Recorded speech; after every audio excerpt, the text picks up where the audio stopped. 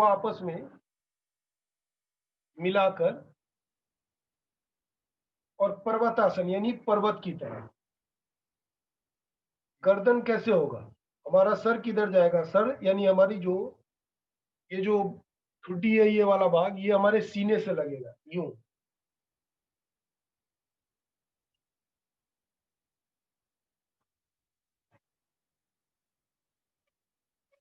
छठा, अष्टांग नमस्कार।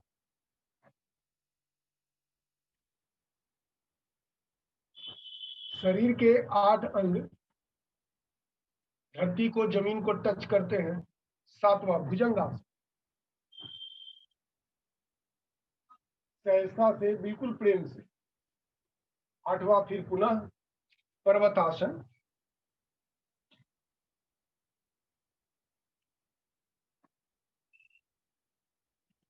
9 में जिस पैर को पीछे किया यानी बाया पैर को पीछे किया था, उसी को आगे।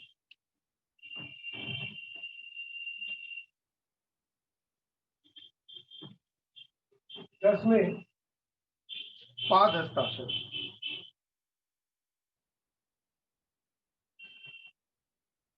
11 में हस्त उत्तानासन। 12 में फिर प्रणामासन।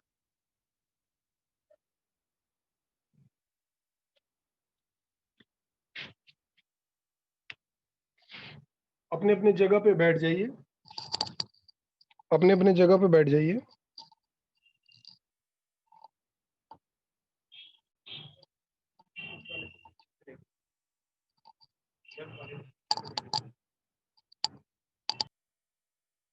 अभी 10 मिनट 15 मिनट पे बीच बीच में एक एक बार हम लोग इस प्रैक्टिकल क्लास को दोहराएंगे भी, और साथ ही साथ इसके जो थ्योरेटिकल टर्म है, जो भी इसकी थ्योरी है, उसको भी समझते जाएंगे।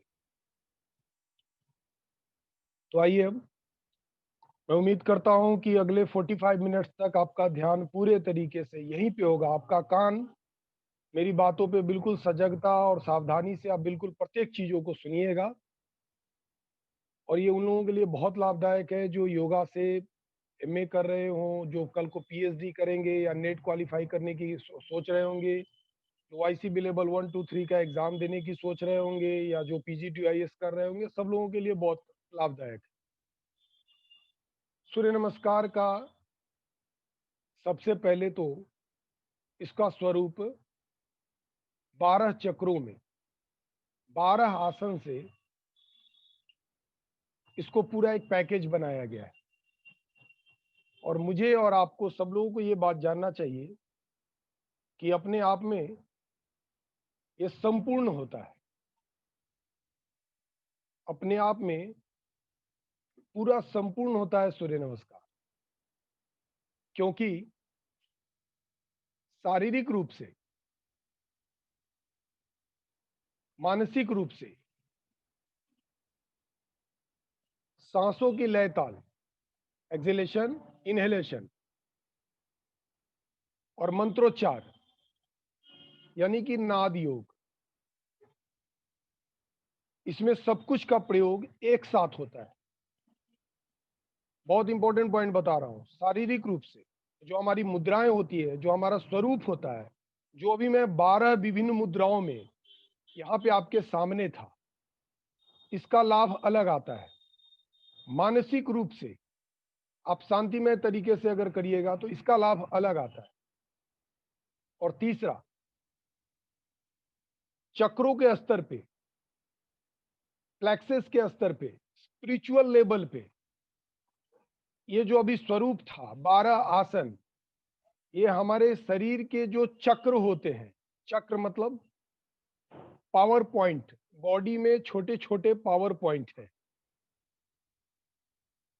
मैं इसको हिंदी में बोलूं, हिंदी में बोलते हैं इसको ऊर्जा का घनीभूत पिंड, पावर पॉइंट। ये छोटे छोटे हमारे शरीर में लगभग 8 होते हैं, 9 भी होते हैं, 100 होते हैं, 112, 114, सब लोगों ने अपने अपने हिसाब से इसको रखा है, लेकिन मुख्य रूप से 8 या 9 की चर्चाएं होती है। तो चक्र के लेवल पे भी सूर्य नमस्कार का पूरा पूरा प्रभाव आता है। उसके बाद जो मेडिकल साइंस की पढ़ाई कर रहे हो या जो बतौर चिकित्सक होंगे, इंडोक्राइन सिस्टम को आपने पढ़ा होगा, जिसको शुद्ध हिंदी में बोलते हैं अंतःस्रावी ग्रंथियां। हमारे शरीर में ग्लैंड्स होते हैं जिसकी संख्या अलग अलग किताबों में 8 या 9 लगभग इतनी संख्या बताई गई, जिससे हमारे कई प्रकार के हार्मोन बाहर आते हैं। हार्मोन्स का अर्थ क्या हुआ? Chemical messenger. हार्मोन्स का अर्थ हुआ केमिकल मैसेंजर, रासायनिक संदेश वाहक के रूप में बाहर आते हैं और अपने टारगेट को अचीव करते हैं। जो मेडिकल साइंस के विद्यार्थी है वो इस बात को पकड़ने की कोशिश करेंगे। जो हमारा इंडोक्राइन सिस्टम है, शरीर में जो विभिन्न ग्लैंड्स है, मैं अभी विस्तार से इस पर आऊंगा, उससे जो केमिकल निकलता है, उससे जो हार्मोन्स निकलता है, उसको उसको लाइक ए केमिकल मैसेंजर भी बोल सकते हैं, यानी कि रासायनिक संदेश वाहक, जो अपने टारगेट पर पहुंच के और एक मनुष्य को, एक व्यक्ति को, उसके पर्सनालिटी को बड़ा बनाने में बहुत बड़ा सहायक रूप में काम करता है। फिजिकल लेवल पे आप जब आसन कर रहे थे, विभिन्न मुद्राओं में अभी थे, तो आपके पूरे पीठ में, यानी इधर हमारा स्नायु तंत्र है, नर्वस सिस्टम, और पूरा आगे डाइजेस्टिव सिस्टम, और इधर रेस्पिरेटरी सिस्टम, सब कुछ जो होता है उस पर एक प्रेशर आता है, एक दबाव आता है, और दबाव आने के कारण उसमें उद्दीपन होता है। उद्दीपन मतलब एक्टिवेट होता है। वो एक्टिवेट होके उसकी एनर्जी जो है वो बढ़ जाता है, तो उसका लाभ आता है। तो ये चलिए, मैंने आपको एक मिक्स नॉलेज दिया कि आपको मैंने बताया कि सूर्य नमस्कार के अलग अलग किस किस स्तर पे, किस किस लेवल पे क्या क्या लाभ आता है, क्या क्या फायदा आता है।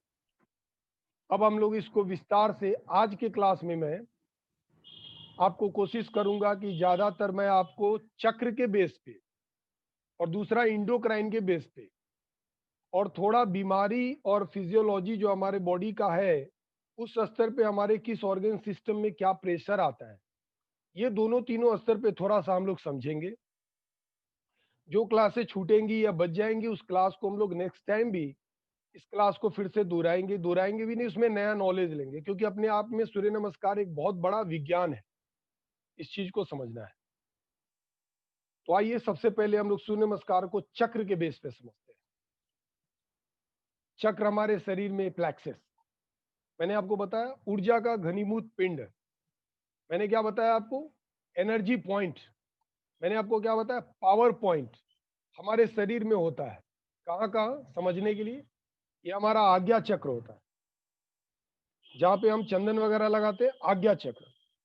इसको समझना बहुत जरूरी है, और मैं उम्मीद कर रहा हूँ आप योग टीचर हैं, आप स्टूडेंट्स हैं, तो मैं सामान्य रूप से ये कक्षा नहीं ले सकता हूँ कि मैं सूर्य नमस्कार का आपको उसका करने का स्वरूप क्या है वो बता के निकल जाऊं।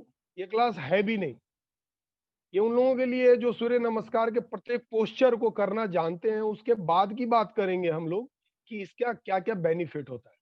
ये हमारा आज्ञा चक्र होता है, इधर हमारा सहस्त्रार चक्र होता है, बिंदु चक्र की भी कुछ लोग चर्चा करते हैं, हम लोग इसको बहुत नहीं समझेंगे।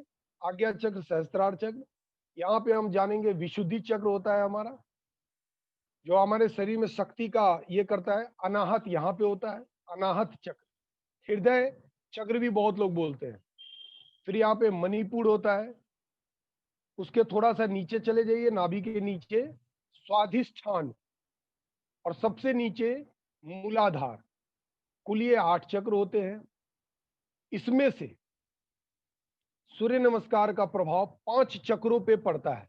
और मैं समझता हूं कि चक्र आप शायद समझते होंगे। कभी कभी क्या होता है कि पूरे मैंने देखा है, कॉलेज वगैरह में विद्यार्थियों को भी देखा है, वो 8-8 10-10 साल पढ़ाई करते हैं, चक्र की चर्चा दिन रात करते हैं, लेकिन चक्र को समझते नहीं है। मैं पावर पॉइंट बोल रहा हूँ, आप शायद समझते नहीं है। मैं आपको क्या बोला, जैसे कहीं कहीं पे आपने हवा को घूमते हुए देखा होगा, है ना, अक्सर देखे होंगे। या जब अभी मई जून का जब महीना आएगा, हवा को आपने घूमते देखा है, उस वक्त वो हवा का ना वहाँ पे पावर बहुत होता है। अगर कुछ भी आ जाए तो वो ऊपर की ओर जो है ना धीरे धीरे उठना शुरू होता है, और कोई भी चीज को फेंक सकता है, इतना पावर आता है आपके शरीर में। वैसे ही पावर पॉइंट होता है जहां पे एनर्जी क्लॉकवाइज और एंटी क्लॉकवाइज, पॉइंट नोट कर लेंगे। एनर्जी हमारे शरीर में मुख्य रूप से 8-9 जगह क्लॉकवाइज और एंटी क्लॉकवाइज घूमते रहते हैं। क्लॉकवाइज एंटी क्लॉकवाइज, अगर मैं इसको आपको बताऊं, यह हमारे स्पाइनल कोड में मेरुदंड यानी हमारे पीछे नीचे से ऊपर की ओर होते हैं। और ये कैसे चलते हैं ये मैं आपको अभी दिखा रहा हूं। अगर ये चलते कैसे, घूमते कैसे हैं, ये क्लॉकवाइज ऐसे चलते हैं, एंटी क्लॉकवाइज ऐसे चलते हैं, ऐसे घूमते हैं। एक ऐसे काटता है, ऐसे जाता है, ऐसे काटता है, दूसरा इसको ऐसे काट के ऐसे निकलता है। और हमारा जो बॉडी का जो बेस होता है, जिसको बोलते हैं हमारा आधार, हमारा जो एकदम बिल्कुल जहां से हमारा शरीर, जिसको आप बोल सकते हैं सूक्ष्म शरीर भी, सूक्ष्म शरीर भी मत बोलिए, उससे भी परे चले जाइए। इसको मैंने आपको एक वर्ड नाम दिया था, फिजिकल एंड मेटाफिजिकल। फिजिकल मतलब आग को बोलते हैं, मेटाफिजिकल उसके ताप को बोलते हैं, हीट को बोलते हैं। फिजिकल का अर्थ होता है ये शरीर, और मेटाफिजिकल का अर्थ होता है वह शरीर जो दिखता नहीं।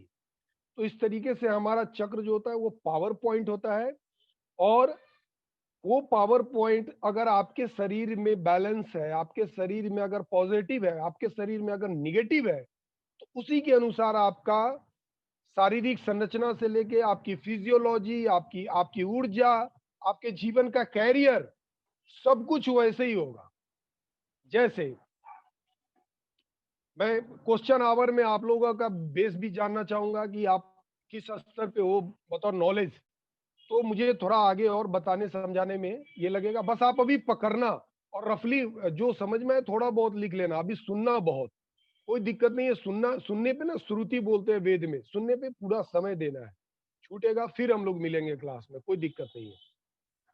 तो ये चक्र का बेस होता है जिस पे अगर आप आज चक्र के पढ़ाई को अगर आज आप समझ गए, तो मैं आपको एक बात का पक्का बोलता हूं कि सूर्य नमस्कार कैसे होगा, इसके पोस्चर कैसे होंगे, मैंने इसको अपने सीने में क्यों लगाया था पर्वतासन में, अश्व संचालनासन में मेरा पोस्चर वैसे ही क्यों था, ये सब के जवाब आपको एक साथ मिल जाएंगे।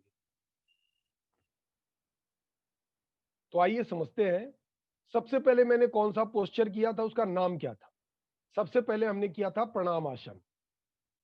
मैं खड़ा था, पहले तो मैं खड़ा था, उसके बाद मैंने प्रणाम आसन में दोनों हाथ को जोड़ा। और ये हाथ कहाँ पे आएगा, यहाँ पे आता है। और आपने गौर किया होगा कि 12 आसन में 2 बार ये होता है, एक बार पहले नंबर पे और दूसरा सबसे लास्ट। यानी कि सूर्य 2 बार, एक बार सूर्योदय और एक बार सूर्यास्त। और उसी का ये छोटा सा एक सिंबॉलिक स्वरूप है कि शुरू करेंगे सूर्योदय से और खत्म करेंगे सूर्यास्त पे। प्रणाम आसन से शुरू करते हैं और प्रणाम आसन पे खत्म करते हैं। ठीक है, तो ये हमारा पोस्चर नंबर 1 होता है। इसका सबसे ज्यादा प्रभाव आता है हमारे अनाहत चक्र, यहाँ का जो पावर पॉइंट होता है उस पे आता है। अच्छा, मैं थोड़ा सा और चक्र को क्लियर कर दूं। आप पूरे देश के जिस किसी भी टाउन में है, जिस किसी भी शहर से बिलोंग करते हैं, आपके यहाँ पर जो लोग, जो इलेक्ट्रिसिटी डिपार्टमेंट है, वो पावर का डिस्ट्रीब्यूशन करती है, वो बिजली को आपके घर में पहुंचाती है। तो उसके लिए आपने देखा होगा ना, एक पावर हाउस होता है शहर में, पावर हाउस। वहां से आपके मोहल्ले में एक ट्रांसफार्मर लगाया जाता है, देखा है आपने। उसकी वोल्टेज कम होती है, उसका वोल्ट कम होता है। फिर आपके घर में भी एक पावर पॉइंट होता है जिसकी वोल्टेज और कम होती है। और लास्ट में जो आपके आपके घर में बल्ब लगाया जाता है, फैन चलता है, एसी चलता है, कुछ भी, ये पावर का डिस्ट्रीब्यूशन बोलते हैं। ये चक्र जो आपके शरीर में है, ये चक्र जो आपके शरीर में है, वो उस ब्रह्मांड की असीम शक्ति, ये पॉइंट को आप गौर से सुनिएगा, ये चक्र आपके उस ब्रह्मांड की असीम शक्ति जो बहुत ज्यादा पावर के रूप में है, उसको आपके बॉडी में डिस्ट्रीब्यूट करके छोटे छोटे टुकड़ों में एडजस्ट करवाता है। अगर ये चक्र छोटे छोटे पावर पॉइंट के रूप में आपके शरीर में ना रहे, तो उसकी शक्ति को सीधे सीधे आपका ये शरीर डाइजेस्ट नहीं कर पाएगा। और कई बार मानसिक रूप से। इसीलिए सूर्य नमस्कार करते करते भी आपको अपना सिंपैथेटिक नर्वस सिस्टम की क्या स्थिति है, पारासिम्पैथेटिक नर्वस की क्या स्थिति है, आपके आपके ईड़ा की क्या स्थिति है, आपकी पिंगला की क्या स्थिति है। कोई बच्चा अगर पतला दुबला होता है तो सूर्य नमस्कार की गति क्या होनी चाहिए, कोई अगर मोटा है तो उसकी गति क्या होनी चाहिए, अगर कोई मेल है तो उसके सूर्य नमस्कार की गति क्या होनी चाहिए, कोई फीमेल है तो उसकी गति क्या होनी चाहिए, इसका भी ध्यान रखना बहुत जरूरी है। कोई अंतर्मुखी है तो सूर्य नमस्कार वो तेज गति में कर सकता है, कोई बहिर्मुखी है तो सूर्य नमस्कार धीमी गति में करे। तो इस तरीके से हम लोग इसको समझेंगे। तो पहला था प्रणामासन, जिसका प्रभाव सबसे ज्यादा इस चक्र पे आता है, अनाहत चक्र पे। और आपको जानना चाहिए कि व्यक्ति शांतिमय जीवन और एकाग्रता के साथ जब भी ईश्वर से जीने की प्रार्थना करे, आप दिन रात ना प्रार्थना करते हो ईश्वर से, प्रार्थना करते हैं कि ईश्वर शांति प्रदान करना, जीवन को पीसफुल जितना मैं गुजार सकूं वो करना, समृद्धि प्रदान करना। तो जब आप अनाहत चक्र से, जब आप प्रणाम आसन ईमानदारी से करेंगे, ऑनेस्टी रूप में एकदम बिल्कुल ऑनेस्ट ढंग से करेंगे, तो ये अनाहत चक्र पे इसका बहुत प्रभाव आता है और उसका नतीजा होगा कि आपका जीवन शांतिमय हो। दूसरे में आपने क्या किया था, मैं कमर के नीचे बहुत ध्यान नहीं दे रहा हूँ, दूसरे में आपने हस्त उत्तानासन किया था, जिसमें आप पीछे की ओर गए थे और ऐसे झुक गए थे। तो चक्र के स्तर पे इसमें सबसे ज्यादा प्रभाव कहाँ पे आता है, जब भी आप हस्त उत्तानासन में जाते हैं तो चक्र के स्तर पे सबसे ज्यादा प्रभाव हमारे इस गले पे आता है। ऐसे यहाँ पे थायराइड और पैराथायराइड होते हैं, ग्लैंड्स का जब बात बोलूंगा तो ग्लैंड्स के स्तर में आपको मैं बताऊंगा। अभी आप समझिए विशुद्धि चक्र इसको बोलते हैं, और ये जिस किसी भी व्यक्ति का एक्टिवेट हो जाए वो बहुत शक्तिशाली होता है। तो अगर कोई कमजोर है अपने फिजिकल या मेंटल दोनों स्तर से, अगर कोई कमजोर होता है तो उसको हस्त उत्तानासन में जाके रुकना चाहिए। बात को गौर कीजिएगा, हस्त उत्तानासन में जाके और आपको रुकना है। आप वहां पे स्थिर रहिए, आराम से रहिए, आपके शरीर की शक्ति जो है बढ़ती है। और विशुद्धि चक्र जिसका एक्टिवेट होता है, जिसके लिए आप भस्त्रिका प्राणायाम भी करते हैं, फॉर एग्जाम्पल ये ऐसे जो आप खींचते हैं साउंड के साथ, विशुद्धि चक्र अगर जिस किसी व्यक्ति का एक्टिवेट हो, वो व्यक्ति के ऐसे बोलते हैं इसको शुद्ध हिंदी में कि उसकी जीवा पे ना सरस्वती का वास होता है। सरस्वती मतलब ज्ञान बहुत अच्छा होगा, बोलेगा बहुत अच्छा, उसके बोलने की शैली, उसकी पेडागोगी, पढ़ाने की कला बहुत अच्छी होगी। तो ये उसका होता है जिसका ये विशुद्धि चक्र एक्टिवेट होता है। ये हमारा कब होता है, जब आप हस्त उत्तानासन में जाके ऐसे रुकते हैं। दो, तीसरा पोस्चर हम क्या करते हैं, पाद हस्तासन। क्या किया था, दोनों हाथों को नीचे ले जाकर और उसके बाद पूरे तरीके से हम झुक गए थे। कैसे, ये ऐसे हुए थे, आप थोड़ा आंशिक देखेंगे, और ऐसे ले जाके नीचे जाके अपना नाक जो है घुटने में लगा था। इसमें सबसे ज्यादा प्रभाव कहां पड़ता है, सबसे ज्यादा प्रभाव आता है नाभि के नीचे स्वाधिष्ठान चक्र पे। और जिस किसी का स्वाधिष्ठान चक्र पे आपको अगर कोई प्रॉब्लम हो तो आप आगे स्वाधिष्ठान चक्र में पाद हस्तासन में आप झुक जाया करो। होगा क्या, अगर फिजिकल बॉडी पे बात करूं मैं, तो कोई भी यूरिनरी सिस्टम का प्रॉब्लम नहीं होगा।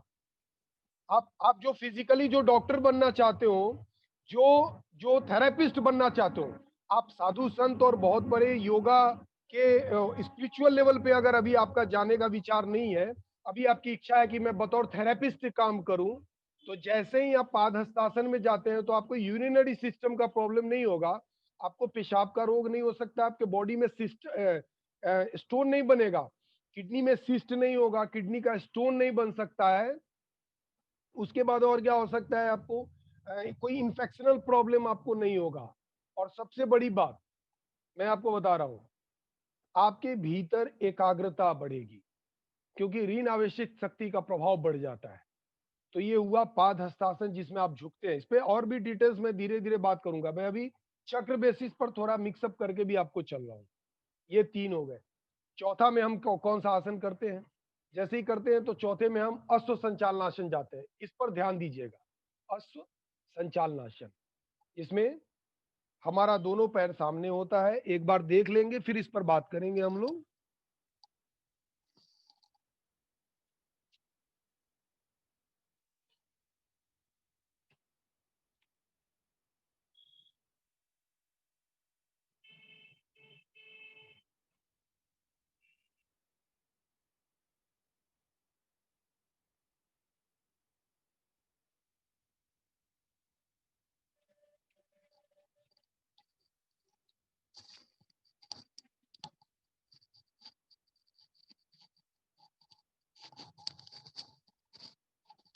और अगर आप अश्व संचालनासन में जाते हैं तो इसमें आपका जो पावर पॉइंट होता है सबसे ज्यादा किस पे प्रभाव आता है? ये आपके आज्ञा चक्र पे आता है। यहाँ पे हमारे थोड़ा अंदर जाइएगा, पिनियल ग्लैंड्स भी होते हैं, हमारा पिट्यूटरी ग्लैंड्स भी होता है, हमारा पिनियल भी होता है। और अगर शुद्ध हिंदी आयुर्वेद में चले जाए, सहस्त्रार चक्र, बिंदु चक्र, आज्ञा चक्र, इसका सबसे ज्यादा प्रभाव हमारे यहाँ पे आता है। और एक बात और बता दूं, जिसका रिलेशन इससे है, जिसका एक्टिवेट ये हो जाए, उसका मूलाधार भी एक्टिवेट होता है। इसका संबंध सीधा मूलाधार से होता है। इसको नेचुरोपैथ में या आयुर्वेद जानने वाले लोग भी अक्सर सूर्य की उपमा इसको देते हैं, और पृथ्वी की उपमा मूलाधार, यानी कि नाभि से नीचे स्वादिष्ठान, स्वादिष्ठान से नीचे मूलाधार, यानी माता के रूप में मूलाधार को और पिता के रूप में आज्ञा चक्र को सूर्य इसको बोलते हैं, और चंद्रमा जो है नीचे की ओर स्तर पे, पृथ्वी जो है नीचे के स्तर पे बोलते हैं। तो खैर, इसका सबसे ज्यादा प्रभाव कहाँ पे आता है? आज्ञा चक्र पे सबसे ज्यादा प्रभाव आता है। किसका? अश्व संचालनासन का, चक्र के स्तर पे। अगर किसी का आज्ञा चक्र एक्टिवेट हो जाता है तो दुनिया का अपने आप में सबसे संतुलित संतुलित बैलेंस व्यक्ति होता है। उसका जीवन बहुत आनंदमय, पीसफुल, वो अपने लाइफ को जीता है। और आपको जानना चाहिए कि ग्लैंड्स में भी हमारा ये मॉनिटर होता है। बॉडी में जितने जो सेक्रेशन होते हैं, हार्मोन्स के जितने भी सेक्रेशन होते हैं, जिसको मैं आपको शुरू में बोला था केमिकल मैसेंजर, जो अपने टारगेट को अचीव करता है, उसका ये मॉनिटर होता है जो हैंडल करता है सब। तो ये सब चीजों को आज्ञा चक्र पे सबसे ज्यादा अश्व संचालन का प्रभाव आता है। अब कोई मानसिक रूप से अगर दुर्बल है, फिजिकल लेवल पे बात कर लीजिए, मानसिक रूप से कोई दुर्बल व्यक्ति है, कोई मानसिक रूप से थोड़ा सा गड़बड़ है, या जो कमजोर है, जो पतला दुबला है, जो बहुत खा भी ले तो भी उसका शरीर नहीं बनता है, इन सब लोगों के लिए अश्व संचालनासन में जाके उसको रोकिए। दूसरा, इसका सबसे ज्यादा प्रभाव हमारे श्रोणी चक्र, हमारा जो मूलाधार होता है, उसमें बहुत आता है, क्योंकि दोनों पांव आगे पीछे खींच जाता है। तो उसके खींचने के कारण मूलाधार पे इसका प्रभाव बहुत आता है। तो इसको भी समझना है, अश्व संचालनासन। उसके बाद का आसन कौन सा हुआ? पर्वतासन। पर्वतासन में हम कैसे रहते हैं? हमारा शरीर भी शेप में होता है, भी शेप में होता है शरीर, यानी कैसे होता है? पर्वत की तरह होता है, पर्वत की तरह होता है। और चक्र में सबसे ज्यादा प्रभाव कहां पड़ता है? विशुद्धि पे। अभी मैं आपको एक एग्जांपल दे रहा हूं, आप समझ सकते हैं कि हमारा पोस्चर, मैं कई बार देखा हूं सोशल मीडिया पे, कई लोग एक दूसरे की बातों को काटते हैं कि आप गलत तरीके से करते हो, आप ऐसे करते हो, आसन करने का ये तरीका है। आसन सही से क्या होता है कि आप जिस चीज के लिए कर रहे हो, उस चीज पे प्रभाव आ रहा है कि नहीं। अगर प्रभाव आ रहा है तो आसन करने का वही तरीका है। जैसे जब भी हम पर्वतासन में जाते हैं तो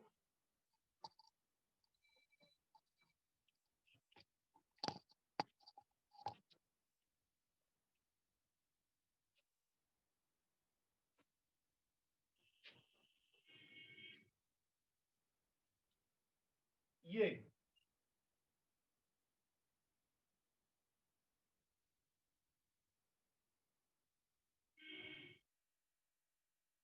और हमारा ये जो है, ये सीने से लगे।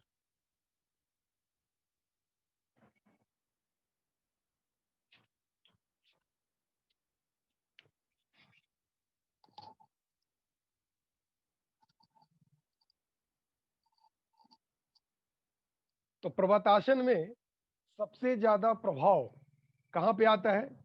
विशुद्धि चक्र पे। फिर से बोल रहा हूं, सबसे ज्यादा प्रभाव कहां पड़ता है? विशुद्धि चक्र पे। मैं इसलिए बोल रहा था कि इन लोगों के टंग पे बोलते हैं ना, वो जीवा पे क्या होता है? सरस्वती का वास होता है। बड़े पावरफुल लोग होते हैं, और बड़े बड़े जो लीडर होते हैं उनका ये एक्टिवेट होता है। ठीक है? अगर आप पर्वतासन में जाते हैं तो अपनी गर्दन को पूरा का पूरा, इसको जो है ना, सीने से ऐसे लगा के रखा जाता है। कभी भी ऐसे उठा के या सीधा नहीं रखना है, बल्कि इसको इससे लगा के टच करना चाहिए, ऐसा रखना है। तो ये हमारा होता है पर्वतासन। छठा क्या होता है? छठा होता है अष्टांग नमस्कार।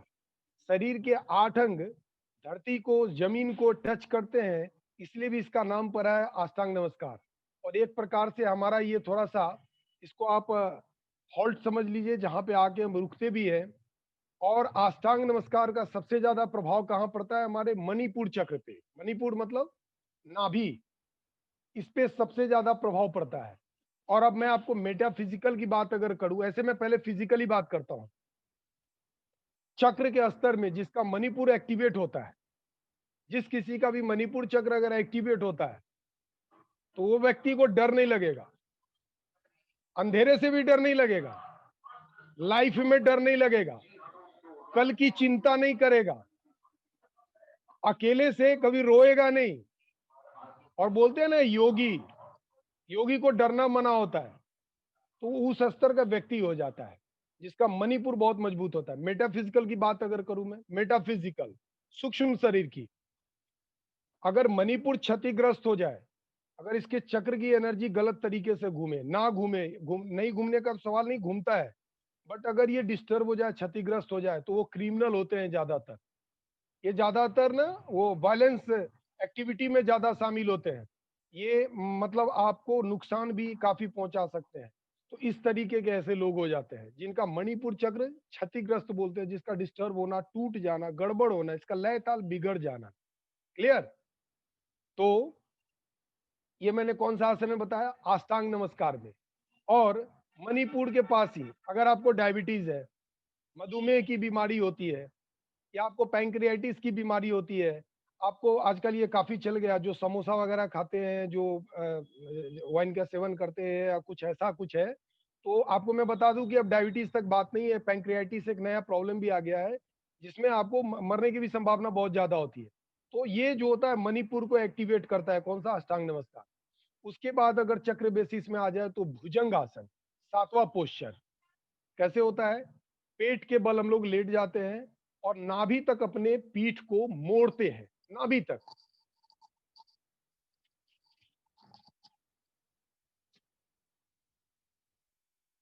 अष्टांग नमस्कार,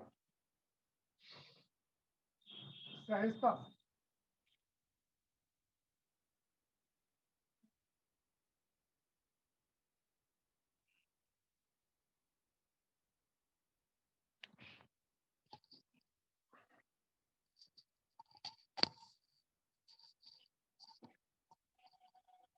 भुजंग आसन।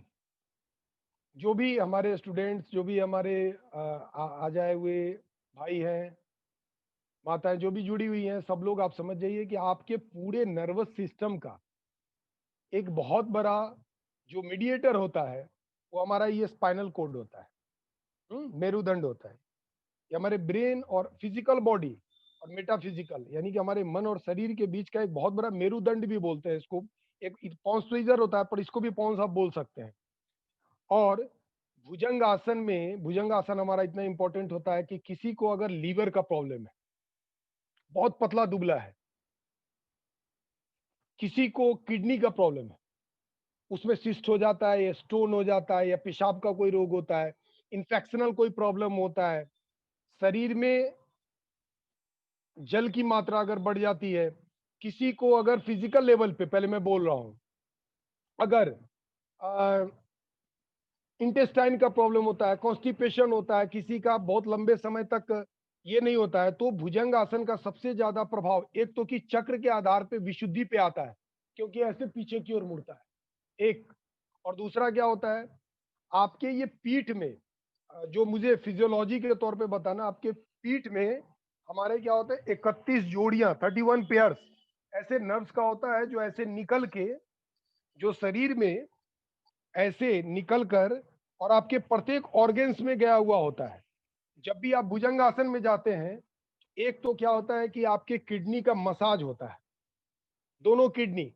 आयुर्वेद की भाषा में कहाँ पे होती है? ऐसे दोनों कोहनी को पीछे जब आप करेंगे और ये जहां टच हो जाए, जिसका 6 फीट हाइट है, जिसका 5 फीट हाइट है, कोई 4 फीट का भी है, तो हमारा किडनी कहाँ होता है बॉडी में? जब ऐसे हम मोड़ते हैं और दोनों कोहनी जहां पे आके टच कर जाए पीठ में, तो ये दोनों जगह जहां टच करे, ये आपका यहाँ पे दोनों किडनी होता है, ये इसका मसाज हो जाता है भुजंगासन में।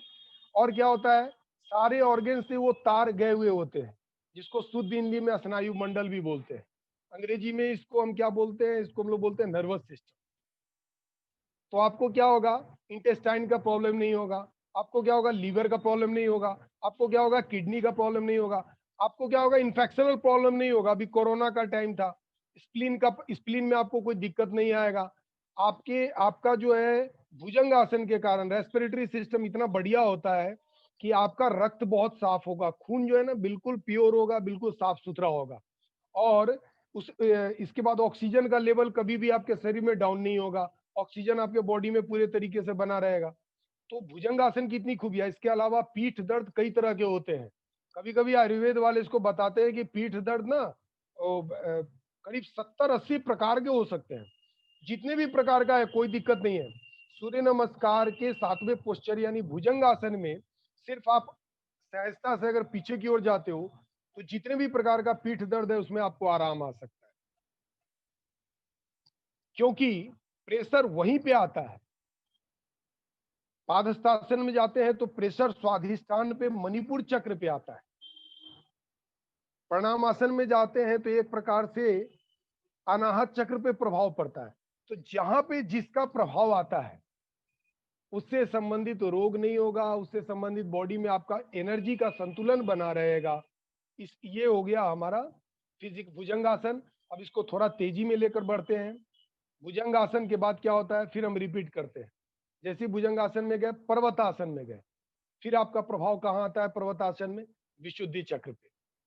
फिर आपका नेक्स्ट अश्व संचालनासन, कहाँ प्रभाव पड़ता है, आज्ञा चक्र पे और मूलाधार पे।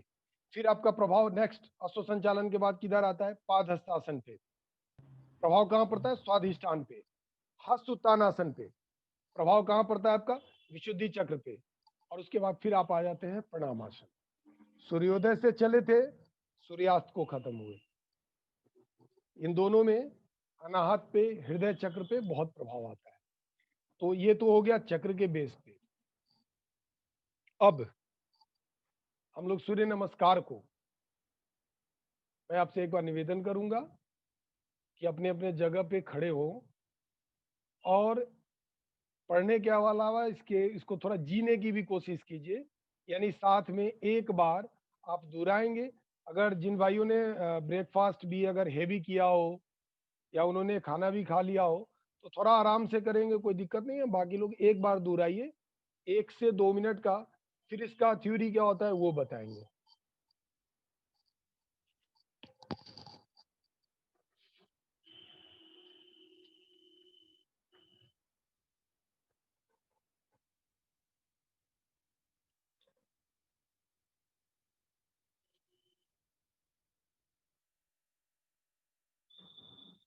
पहला आसन प्राणायाम आसन।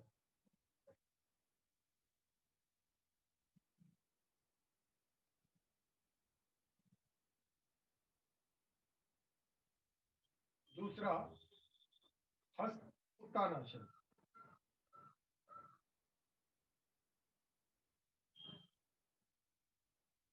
सांसों को अंदर खींचेंगे। तीसरा पाद हस्तासन, सांस को पूरा बाहर निकालेंगे, श्वास को पूरा बाहर निकाल देंगे।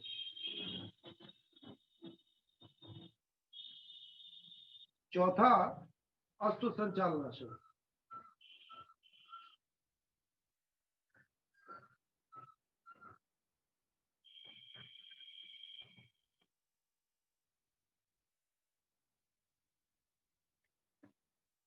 पांचवा पर्वतासन।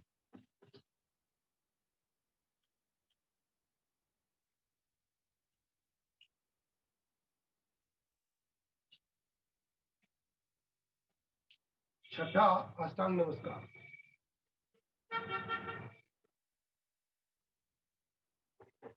सातवां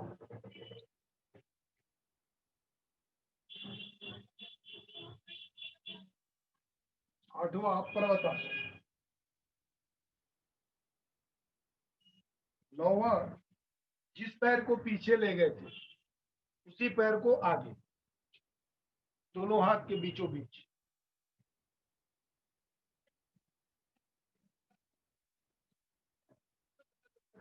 10वां फिर पादहस्तासन।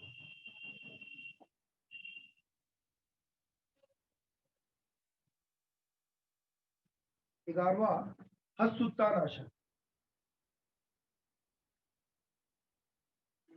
12वां प्रणामासन।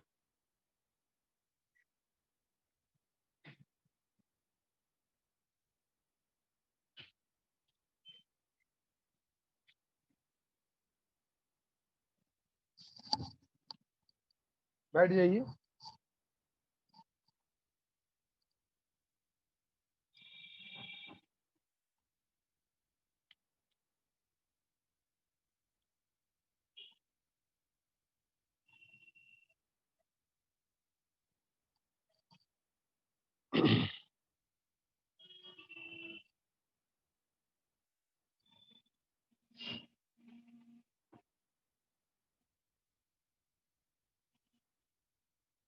सूर्य नमस्कार।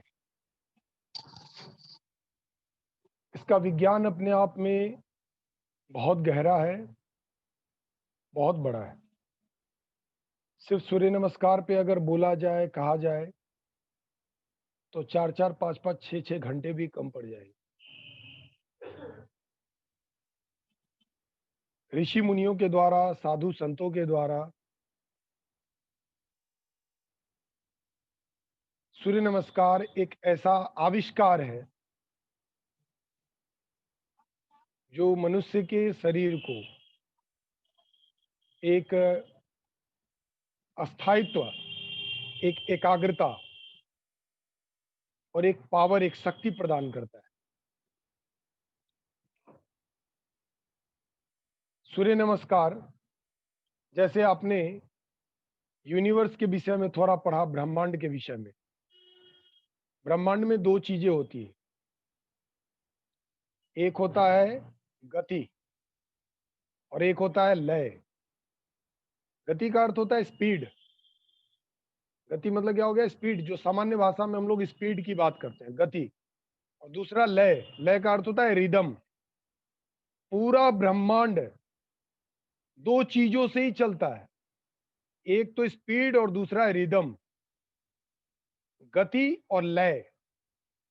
और मनुष्य का शरीर अंदरूनी हो, इंटरनल हो, एक्सटर्नल हो, अंदर से या बाहर से, दो चीजों से बैलेंस होता है, जिसको हमारा आधुनिक मेडिकल साइंस होम्योस्टेसिस के नाम से भी जानता है। उसको पारिस्थितिक संतुलन बोलते हैं, होम्योस्टेसिस। मतलब हमारा बाह्य वातावरण और अंदरूनी वातावरण दोनों का जो एक बैलेंस होता है, होम्योस्टेसिस, उसको जानता है। तो आप ब्रह्मांड जैसे संचालित होता है, वैसे ही मनुष्य भी संचालित होता है अपने गति से, स्पीड से और अपने रिदम से। और जिस किसी का अगर गति बिगड़ जाए तो उसको फिजिकल प्रॉब्लम होता है, और किसी का अगर रिदम बिगड़ जाए तो उसको मानसिक प्रॉब्लम होता है। पॉइंट भी नोटेड। पहला आप गौर से समझिएगा, रिदम बिगड़ जाए तो मानसिक प्रॉब्लम होगा, गति बिगड़ जाए तो शारीरिक प्रॉब्लम। और ब्रह्मांड की तरह ही सूर्य नमस्कार जो बनाया गया है, ये मनुष्य को गति और लय, यानी कि शारीरिक और मानसिक, यानी स्पीड और रिदम, दोनों को सही से संचालित करने के लिए सूर्य नमस्कार का पूरा एक 12 आसन का पैकेज होता है। दूसरा पॉइंट, इसकी गति क्या होनी चाहिए?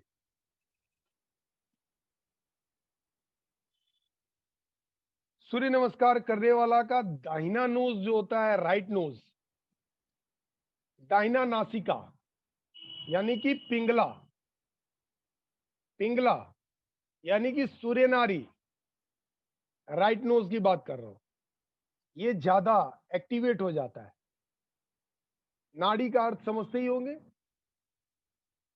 नाड़ी का अर्थ होता है प्रवाह, नाड़ी का अर्थ होता है बहना। जो ऊर्जा, जो एनर्जी बहता है इधर से उधर, जो एनर्जी, कोई भी जगह खाली नहीं है, ऊर्जा का प्रवाह होता है हमारे शरीर में। कुछ लोग बोलते हैं 72 करोड़ 72 लाख 72 हजार 210 नाड़ियां, कोई 72 हजार नाड़ियां बोलता है, कोई 16-17 नाड़ियां बोलता है। मैं आपको तीन बोल रहा हूं, ईड़ा, पिंगला। और दोनों का लय ताल अगर ठीक है, यानी कि स्पीड और रिदम अच्छा है, तो एक नाड़ी और एक्टिवेट हो जाता है, जिसको बोलते हैं सुषुम्ना। पर रिदम ठीक है तो आपके मन में ये क्वेश्चन आएगा, आप लिख लीजिए कि सर रिदम क्या हो सकता है, कैसे ये दोनों चलेगा कि हमारा सुषुम्ना एक्टिवेट होगा। इसके लिए आपको शास्त्र और वेद का सहारा लेना पड़ेगा। वेद कहता है क्षणे दक्षे क्षणे वामे, जिसका क्षण में बायां और क्षण में दाहिना चलता हो, जनरली चलता नहीं है। सूर्य नमस्कार बहुत बड़ा इसका एक खूबी है। सूर्य नमस्कार के सभी आसन के स्वरूप को देखिए। आपने गौर किया है कभी? यही एक योग टीचर को यही समझना है। जब तक आपको किसी आसन के प्रति अपने अंदर विश्वास, अपने अंदर आपके प्रति विश्वास नहीं आएगा, तब तक उसमें आप बेस्ट नहीं दे सकते हो। जब हम प्रणाम आसन में जाते हैं, हमारी सांसें सामान्य होती है। हस्त उत्तान आसन में जाते हैं तो हम अपनी सांसों को खींचते हैं। पाद हस्तासन में झुकते हैं तो सांसों को छोड़ते हैं। पर्वतासन में फिर सांसों को अंदर लेते हैं। अश्व संचालनासन में सांसों को छोड़ देते हैं। फिर अष्टांग नमस्कार में सामान्य रखते हैं। भुजंग आसन में सांसों को अंदर खींचते हैं। फिर उसके बाद पर्वतासन में छोड़ देते हैं। यानी कि इनहेल एक्सेल का खेल चलता रहता है। इनहेल एक्सेल, एक बार लेते हैं फिर छोड़ते हैं, लेते हैं छोड़ते हैं, लेते हैं छोड़ते हैं। तो आपका जो ये ईड़ा पिंगला, यानी कि अगर आप ताउम्र लगे हुए हैं सुषुम्ना को एक्टिवेट करने में, तो आपको पहले ये दोनों नाड़ियों को अच्छी तरीके से समझना होगा, तब जाके आपका सुषुम्ना एक्टिवेट होगा, वरना नहीं होगा। क्लियर? तो पूरे सृष्टि से लय ताल बनाए रखने के लिए सांसों पर खूब ध्यान दीजिएगा, प्रणाम आसन में ध्यान रखिएगा। और बतौर योग टीचर आज मैं आप लोगों को भी एक बात बताता हूं। आसन तो बहुत सारे हैं। जो वाईसीबी की तैयारी करते हैं उनसे पूछा जाता है कि आसन कितने तरीके का है, हम अपने शरीर को कितने तरीके से फोल्ड कर सकते हैं, अपने बॉडी को कितने तरीके से फोल्ड किया जा सकता है। तो वाईसीबी में क्वेश्चन पूछता है कि आसन कितने तरह का है, या एक मनुष्य अपने शरीर को कितने तरीके से फोल्ड कर सकता है। इसका आंसर होता है 84 लाख, 84 लाख, 84 लाख। इतने तरीके से मनुष्य अपने शरीर को मोड़ सकता है। यानी इतने आसन का निर्माण हो सकता है, इतने आसन होते हैं। ये वाईसीबी में बहुत इंपॉर्टेंट क्वेश्चन है और अक्सर पूछ देता है ये। तो आप जब भी सूर्य नमस्कार में जाते हैं तो इसमें से सारे जितने भी जो मुख्य आसन होते हैं, जिसमें आपके सांसों का लय ताल यानी रिदम और स्पीड को ध्यान में रखते हुए ये आपका निर्माण हुआ है। और अगर आप उसको सही से अपनी सांसों को ध्यान देंगे तो आपका सुषुम्ना भी एक्टिवेट हो जाएगा। बैलेंस और संतुलन बनाना ये आपका काम होता है। नेक्स्ट आगे बढ़ते हैं। अब हम लोग आ जाते हैं फिजिकल स्तर पे, इस पर बात कर ले थोड़ा सा। सूर्य नमस्कार पहले तो मैं बताया कौन कैसे कर सकते हैं। सूर्य नमस्कार तेज गति में पहले तो करने से बचिए। सूर्य नमस्कार तेज गति में नहीं करिए। यह सामान्य तौर पे सभी लोगों के लिए। क्यों? क्योंकि इसमें पिंगला एक्टिवेट हो जाता है। मैं उम्मीद करता हूं आप इन दोनों चीजों को समझते होंगे। ईड़ा, पिंगला, चंद्रमा, सूर्य, cold, heat, left, right, negative, positive. तो क्या होता है, सूर्य नमस्कार करने वाला का पिंगला एक्टिवेट होता है, सूर्य की शक्ति एक्टिवेट हो जाती है। जो पतले दुबले हैं उनको प्रॉब्लम हो जाएगा, उनका ब्लड प्रेशर बढ़ जाएगा, उनका सिंपैथेटिक नर्वस सिस्टम एक्टिवेट होगा। नतीजा क्या हो सकता है? कभी कभी आपने सुना होगा ना, ज्यादा कर लिया, कुछ एक्सरसाइज ज्यादा कर लिया, आसन ज्यादा कर लिया, और कभी कभी कुछ केस आपने सुना हो किसी की मृत्यु हो गई। तो सूर्य नमस्कार को सामान्य तौर पर सब लोग धीरे धीरे कीजिए, स्लोली स्लोली इसको कीजिए। और तेज गति में कौन करेंगे? जो अंतर्मुखी स्वभाव के। अंतर्मुखी मतलब जो चुपचाप पतले दुबले, अपने आप में रहने वाले, मतलब अंतर्मुखी स्वभाव के जो होते हैं, वो लोग तेज गति से अगर करेंगे तो उनके अंदर की ऊर्जा बैलेंस होगी। और जो लोग ज्यादा एक्टिवेट रहते हैं, खूब काम करेंगे, क्रियाशील बहुत रहेंगे, देखिएगा हमेशा बिजी रहेंगे, ऐसे लोगों को आराम से एक एक पोस्चर में ठहर ठहर कर और तब जाके आसन को करना है। Very good. तो सूर्य नमस्कार कभी भी तेज गति से बचिए, तेज गति से नहीं करना है। क्लियर? यहां तक पॉइंट क्लियर हो गया। फिजिकल में अगर बतौर योग टीचर अगर आप लोग आज समझने के लिए यहाँ पे आए हैं, तो आपको समझना चाहिए सबसे पहले रेस्पिरेटरी सिस्टम का अगर किसी को प्रॉब्लम होता है, जैसे ब्रोंकाइटिस का किसी को प्रॉब्लम होता है, जैसे सांस लेने में कोई तकलीफ होता है, म्यूकस इसमें बहुत ज्यादा आ जाता है, तो किसी प्रकार का है, उनको भुजंग आसन में जाकर रोक दीजिए। पॉइंट नोट कीजिएगा, बतौर थेरेपिस्ट बनने के लिए, बतौर डॉक्टर बनने के लिए योग में, कि जब भी आप भुजंग आसन पोस्चर नंबर 7, जब भी किसी को अगर रेस्पिरेटरी सिस्टम का कोई भी प्रॉब्लम होता है, और एक बात और, जिसको ऑक्सीजन की कमी होती है, जिसको स्किन का प्रॉब्लम होता है, जिसको किसी प्रकार का चर्म रोग होता है, तो ऐसे जितने भी लोग होते हैं उन लोगों को क्या करिए कि भुजंग आसन में जाके रोक दीजिए, भुजंग आसन में गत्यात्मक कीजिए। गत्यात्मक मतलब गति में थोड़ा, 7 नंबर पोस्चर में ही सांस को खींचा,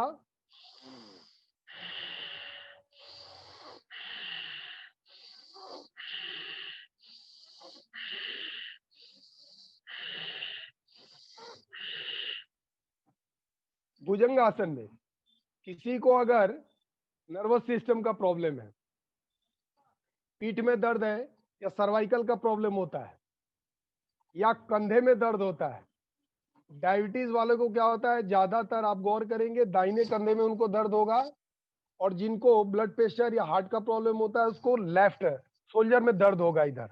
ठीक है? तो उन लोगों के लिए क्या है कि भुजंग आसन में भी ये पूरे नर्वस सिस्टम का मसाज होगा, तो जिसको अल्प बुद्धि होता है वो अच्छा हो जाता है, बुद्धि का विकास होता है, बुद्धि अच्छा काम करेगा।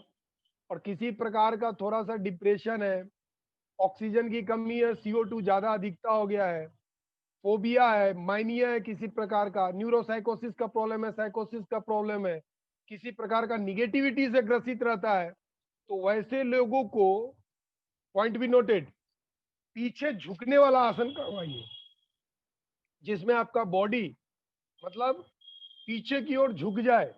यानी एक फॉरवर्ड बेंडिंग होता है और एक बैकवर्ड बेंडिंग होता है। बैकवर्ड बेंडिंग का आसन जितना, जिसको मानसिक रोग हो बैकवर्ड बेंडिंग का आसन करवाइए, और जिसको ज्यादातर दिन भर बेचैनी की गोली खाकर घूमता है, ऐसा बोलते हैं ना, बेचैनी का टेबलेट खा के घूमता है, उसको आगे झुकने वाला आसन करवाइए, तो वो शांत हो जाएगा। क्लियर? वो अपना जीवन पीसफुल जिएगा। मतलब आप अगर एक एक चीज को बहुत माइक्रो लेवल पे ऑब्जर्व करेंगे, तब जाके आप एक थेरेपिस्ट का रूप धारण कर सकते हैं। नेक्स्ट अगर हम लोग आगे बढ़ते हैं, कि जिसको स्किन का प्रॉब्लम होता है, जिसको सोराइसिस हो जाए, एक्जिमा हो जाता है, स्किन के प्रॉब्लम का बहुत ही हेवी क्वालिटी का ये प्रॉब्लम होता है, अगर उनका नहीं जाता है, तो भुजंगासन में सांसों की गति यानी कि स्पीड और रिदम दोनों अच्छा रखिए, तो स्किन का कोई भी किसी प्रकार का जो प्रॉब्लम होगा, किसी प्रकार का जो डिसऑर्डर होता है, वो दुरुस्त हो जाएगा, बढ़िया हो जाएगा। तो ये चीज नहीं होगा। और रेस्पिरेटरी सिस्टम, ये हमारा सिस्टम अच्छा से काम करेगा, रक्त शुद्ध होगा, ब्लड हमारा साफ हो जाएगा, तो ये रोग नहीं होगा। नेक्स्ट,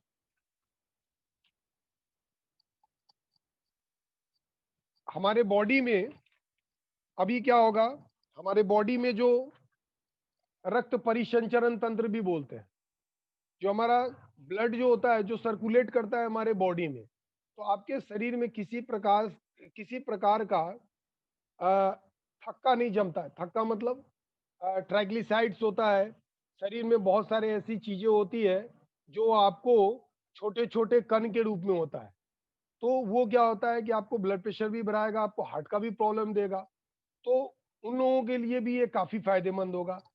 नेक्स्ट अगर आप आ जाएंगे, जैसे ही आप पाद हस्तासन में जाते हैं, अब किसी को अगर डाइजेस्टिव सिस्टम का प्रॉब्लम है, डाइजेस्टिव सिस्टम में इंटेस्टाइन का प्रॉब्लम हो, इंटेस्टाइन मतलब हो सकता है उसका पेट साफ ना हो, कॉन्स्टिपेशन का प्रॉब्लम हो, गैस्ट्रिक का प्रॉब्लम हो, उसको लीवर का प्रॉब्लम हो सकता है। इधर राइट साइड में अगर हाथ को ऐसे डालने से चुभता हो, थोड़ा सा ना चुभता हो, तो लीवर का प्रॉब्लम हो सकता है। इधर स्प्लीन थोड़ा अगर हार्डनेस लगे, इसे कड़ापन लगा, थोड़ा सा लगे कि हार्ड हो गया है, तो उन लोगों के लिए तो आप पाद हस्तासन में जैसे ही जाएंगे, हस्त उत्तानासन में जाएंगे, पाद हस्तासन हस्त उत्तानासन, मतलब 2 number 3 number, 2 number 3 number, 2 number 3 number, गति में 2 नंबर 3 नंबर पे ज्यादातर ध्यान देना है, रुकना भी है, ठहरना भी है, और इसी को गति में करवाना है अगर किसी को डाइजेस्टिव सिस्टम का प्रॉब्लम होता है तो। क्लियर? ये मैं अभी आपको फिजिकल लेवल पे बता रहा हूं। अगर आपको थेरेपिस्ट के रूप में काम करना है योग में, स्पिरिचुअल लेवल पर, इसके बाद आध्यात्मिक रूप पर मैं वो नहीं बोल रहा हूं अभी, मैं सिर्फ बता रहा हूं थेरेपिस्ट के रूप में जो सामान्य जनमानस में अभी हमें चलना है, आगे बढ़े। और मैं आपको एक और बात दोहरा दूं कि अगर आप 2 नंबर और 3 नंबर पोस्चर आपको याद होगा, पाद हस्तासन हस्तोत्तानासन, क्लियर? अगर ये करेंगे तो आपको यूरिनरी सिस्टम का प्रॉब्लम नहीं होगा, मतलब पेशाब से संबंधित कोई प्रॉब्लम आपको नहीं होगा, स्टोन नहीं बनने का प्रॉब्लम होगा। किडनी में अक्सर स्टोन होता है, तो मैं आपको ये चीज दावे के साथ कहता हूं, जो मेरा खुद का अनुभव है, कि किडनी में जो स्टोन होता है बहुत इजीली सूर्य नमस्कार से और कपालभाति करने से खत्म होता ही होता है, बहुत ही साइज बड़ा नहीं हो तो। जो गॉल ब्लैडर का स्टोन होता है वो तो काफी कठिन हो जाता है, पर जो शुरू से सूर्य नमस्कार करेंगे उनको ये रोग नहीं होगा। तो ये फिजिकल लेवल पे बात हो गई। और अंतिम में मैं आपको फिजिकल लेवल पे जो सबसे इंपॉर्टेंट हमारा है, स्पाइनल कोड की मैं अगर बात करूं, मेरुदंड की बात करूं, जो हमारे पीठ में, जो मैं आपको बता भी रहा था कि हमारा पूरा ये तार जो होता है नर्वस सिस्टम का, इसको स्नायु मंडल भी बोलते हैं, ये पूरा हमारे सारे ऑर्गन्स में गया हुआ रहता है। और इसका मसाज सूर्य नमस्कार में बिल्कुल बहुत अच्छे तरीके से हो जाता है। अगर जिसका ये चीज ठीक है तो बंदे को किसी प्रकार का कोई प्रॉब्लम नहीं हो सकता। मैं आपको फिर एक बार दोहरा रहा हूं, योग की दुनिया में, योग की दुनिया में जैसे किसी को कोई प्रॉब्लम होता है, कोई बीमारी होती है, वो दवा खाता है, मेडिसिन लेता है, तो मेडिसिन का एक पावर होता है। जैसे आजकल मार्केट में आया ना पैरासीटामोल 500 mg, किडनी वालों को बहुत समस्या हो जाती है, पैरासीटामोल 500 mg। योग में भी अपना एक दवा का पावर होता है, क्या होता है उसको क्या बोलते हैं, टाइमिंग। टाइमिंग, गौर की बहुत बड़ी बात बता रहा हूं, इस पॉइंट को आप नोट कर लेंगे। योग का जो हमारा डोज होता है, डोज, डोज क्या होना चाहिए, टाइमिंग। अगर किसी भी सिस्टम और किसी भी ऑर्गन से संबंधित प्रॉब्लम है तो उसमें आप टाइमिंग बढ़ा दो। किसी भी सिस्टम और ऑर्गन से संबंधित कोई भी अगर समस्या है तो आप टाइमिंग बढ़ा दो। जैसे उस टाइमिंग को आप बढ़ाएंगे तो उस ऑर्गन उस सिस्टम पे एक प्रेशर आता है, एक प्रभाव आता है पॉजिटिव, और आपको उस बीमारी से मुक्ति मिलेगी। हम क्या करते हैं, बहुत तेजी में सूर्य नमस्कार को करके खत्म करके हट जाते हैं, ये आप बिल्कुल गलत करते हैं। उसमें ठहरिए, रुकिए। और योग का डोज क्या होता है, टाइमिंग होता है। तो किसी से कोई भी ऑर्गन से संबंधित कोई रोग अगर होता है तो आप एक टाइम देंगे, ठीक है? नेक्स्ट,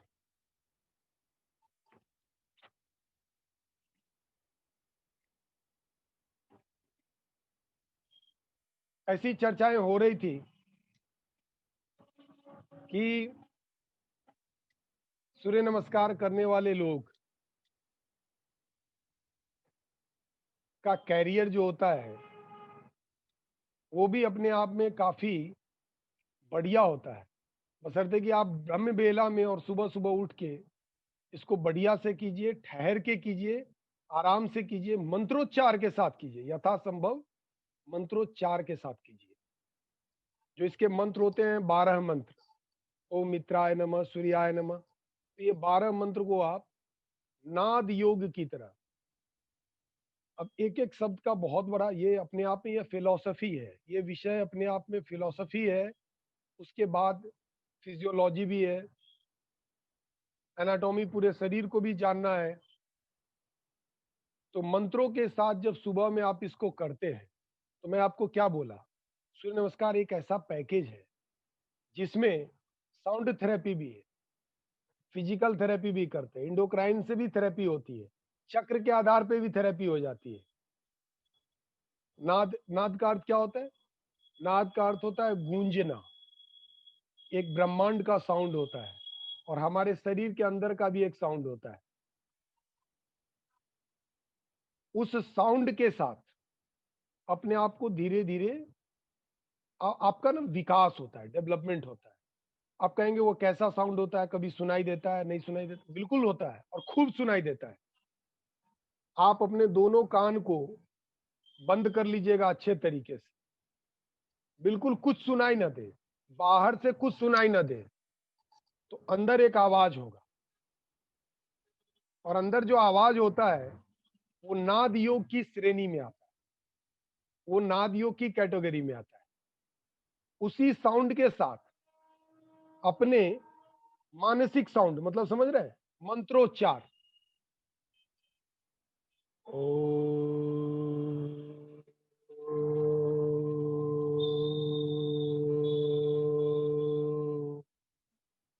इन दोनों को जब आप मिक्स करवाएंगे, ये दोनों जब मिलेगा तो सृजन होता है। सृजन मतलब किसी अच्छे चीज का जन्म होता है, जो आपके डेवलपमेंट का, आपके विकास का, आपकी समृद्धि का एक बहुत बड़ा कारण बनता है। यही बहुत बड़ा एक विज्ञान है मंत्रोच्चार का, जो हमारे प्रत्येक आसन के पीछे या सूर्य नमस्कार के मंत्रों के पीछे एक काम करता है। तो इसलिए मंत्रोच्चार के साथ इस काम को करना है। नेक्स्ट अगर हम लोग आ जाए, तो अब थोड़ा सा इंडोक्राइन सिस्टम पे बात कर लेते हैं, जो लोग यहाँ पे बतौर टीचर, शिक्षक, थेरेपिस्ट के रूप में जुड़े हुए हैं। हमारे शरीर में ग्लैंड्स होते हैं, जिससे मैं आपको शुरू में बोला था, ये चीज स्टार्टिंग में मैं आपको कहा था, उससे क्या निकलता है? हार्मोन्स निकलते हैं। हार्मोन्स क्या होता है समझने के लिए अगर मैं आपको बोलूं, क्योंकि मैं मानता हूं कि यहाँ पे सभी बायो के स्टूडेंट्स नहीं हो सकते, तो हार्मोन्स होता है हमारे शरीर का एक केमिकल मैसेंजर होता है। मतलब हमारे से वो ग्लैंड से क्या होता है, हमारा एक रसायन होता है जो बाहर की ओर आता है, और शरीर के जो जो उनके टारगेट होते हैं, जो आपको जीवन में अचीव करना है, जैसे आप अगर पूजा करते हो, आप अगर प्रार्थना करते हो, अगर आप ध्यान करते हैं, अगर आप सुबह ब्रह्म बेला में उठकर ध्यान करते हैं, तो आपके ग्लैंड से भी और आपके चक्रों से भी कुछ इस प्रकार के सेक्रेशन होते हैं, जो अभी भी शोध के विषय है और बहुत गहराई इसीलिए आपको मैं सिर्फ इस बात के लिए कि आपके भीतर कौन सी शक्ति विस्फोट हो जाए, ये कोई नहीं जानता है। साइंस भी इस जगह आके बिल्कुल चुप हो जाता है। जैसे आपने अक्सर सुना है कि मनुष्य अपने शक्ति का कितना यूज करता है पूरे लाइफ में? 10% मैक्सिमम, उतना भी नहीं बोला जाता, मैं बहुत ज्यादा बोल रहा हूं। 90% यूज नहीं कर पाता। इसका अर्थ क्या हुआ? यानी कि मनुष्य के अंदर 10 प्लस 90%, यानी 100% कोई बहुत बड़ी असीम शक्ति है। अगर इस लाइन को आज आप समझ रहे हैं, तो अपने अंदर उस चीज को जागृत कर सकते हैं। मतलब 90% अपने अंदर के पावर को आदमी पूरे जिंदगी यूज नहीं कर पाता है, कभी भी नहीं कर पाता है। तो उस 90% पावर को यूज करने के लिए सूर्य नमस्कार का सहारा लेना है। पॉइंट नोट कर लेंगे आप। छोटे बच्चे क्या होते हैं, लाइक किसी बीज की तरह होते हैं, सीड की तरह होते हैं छोटे बच्चे। और एक बीज क्या होता है, बीज कुछ नहीं होता है, बीज एक मरा हुआ चीज होता है।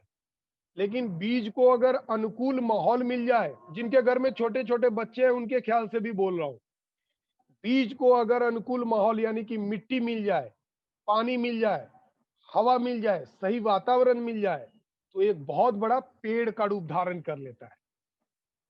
उसी तरीके से आपके भीतर एक बहुत बड़ी एनर्जी, बहुत बड़ी ऊर्जा, उसी ब्रह्मांड का एक टुकड़ा आपके अंदर भी है, एक बच्चे के अंदर होता है। और हम क्या करते हैं, उस एनर्जी को, उस ऊर्जा को, उस बीज को सूर्य नमस्कार के द्वारा डेवलप करते हैं, बढ़ाते हैं, सृजन करते हैं, उसको बहुत बड़ा बनाते हैं। इसीलिए हमारे विशेषकर सनातन धर्म में भी और कई जगह आपने देखा होगा कि बहुत बड़े बड़े, मतलब अगर आप मेरे से पूछो कि वैज्ञानिक क्या होता है, वैज्ञानिक होता है जो फिजिकल चीजों पे अपना रिसर्च करता है, बाहरी चीजों पे रिसर्च करता है जो हमारी सुख सुविधा में काम आता है। और हमारे ऋषि मुनि क्या थे, वो अंदर की चीजों पे रिसर्च करते हैं। ऋषि मुनि वह वैज्ञानिक थे जो अंदर की चीजों पे रिसर्च करते थे, और रिसर्च करने के बाद सूर्य नमस्कार का जन्म हुआ, जो आपके अंदर के लय को, अंदर के ताल को, रिदम को, आपके अंदर के स्पीड को, आपके अंदर के एनर्जी को ब्रह्मांड के साथ मिलाकर, मैच करवाकर, और तब आपको एक बहुत बड़ा व्यक्तित्व, बहुत बड़ी पर्सनालिटी के रूप में आपको जन्म देता है। तो ये पूरा सूर्य नमस्कार की एक माइक्रो लेवल पे, और अगर हम जाएंगे तो बहुत सारी चीजें होती है। हाँ, आपसे एक रिक्वेस्ट होता है कि सूर्य नमस्कार का लाभ आपको अगर ज्यादा लेना हो तो आप मॉर्निंग में, जब ब्रह्म बेला होता है 3 से 5 के बीच, खासकर 4 से 5, 5:30,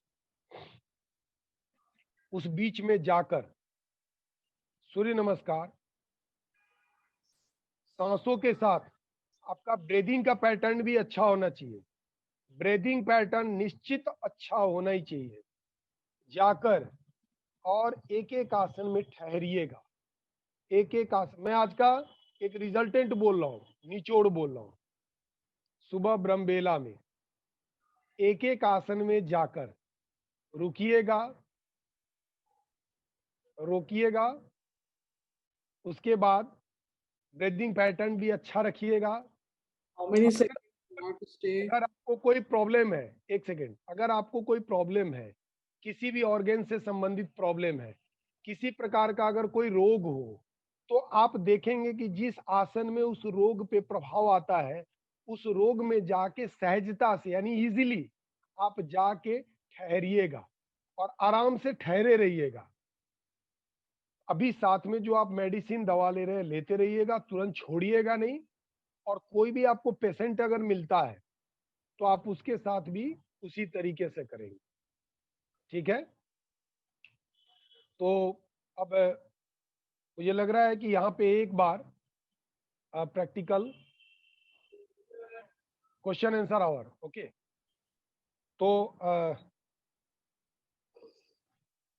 अब कोई क्वेश्चन होता है अगर, हाँ, हाँ, मैं एक क्वेश्चन पूछना चाहता हूँ कि एक सूर्य नमस्कार एज के लिमिट के साथ कितना करना चाहता है? 40 to 50 इयर्स में कितना सूर्य नमस्कार करना चाहिए? 50 to 60 कितना सूर्य नमस्कार करना चाहिए? Is there any age limit? कितना करना चाहिए? एक्सपीरियंस? संध्या जी, हाँ, संध्या जी अपना कैमरा ऑन कीजिए। ओके।